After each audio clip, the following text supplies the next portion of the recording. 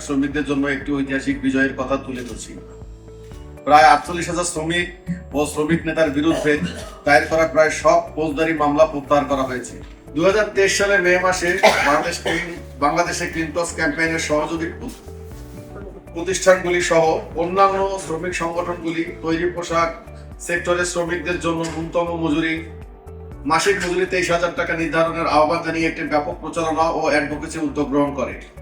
বর্তমান প্রায় সব মামলা প্রত্যাহার করা হয়েছে, কেবল একটি মামলা এখনো চলমান। আমাদের শ্রমিকদের যে মজুরি পরিশোধের যে বিষয়গুলো ছিল, মজুরি নির্ধারণের যে মানদণ্ডগুলো ছিল, তা কিন্তু কোনো কিছুই কিন্তু তখন আপনার মানা হয় নাই, যার জন্য আমাদের শ্রমিকরা আসলে মানে কি তাদের অধিকার, ন্যায্য অধিকারের জন্যই কিন্তু আসলে তারা তাদের মানে কি দাবি উত্থাপন করেছে।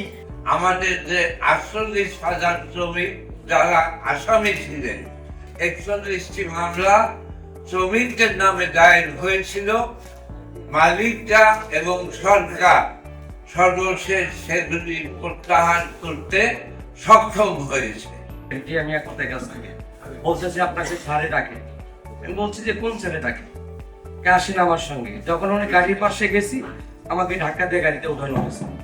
মামলার যে তথ্য পাওয়াটা একটা চ্যালেঞ্জিং ব্যাপার ছিল এবং সবাই সহযোগিতায় তথ্য সংগ্রহ করে এবং এটাকে কম্পাইল করে এটা সরকারের কাছে উপস্থাপন করাটা একটা, আমি বলবো যে একটা মানে কষ্টসাধ্য কাজ এবং সেই সাথে একটা গুরুত্বপূর্ণ কাজ সম্পাদন করা গেছিল। আমরা সামনের দিনগুলোতে বাঁচার মতো মজুরি বা লিভিং ওয়েজ যেটা বলে সেটা নিয়ে আলোচনায় যাব এবং ওই আলোচনায় বায়ারদের কাঁধেই দায় বেশি পড়বে, কারণ এখানকার মালিকরা একা লিভিং ওয়েজ দিতে পারবে না। আমাদের ন্যায্য মজুরি যেটা শ্রমিকের জন্য প্রতিষ্ঠা, সেটি কিন্তু এখনো হয়নি।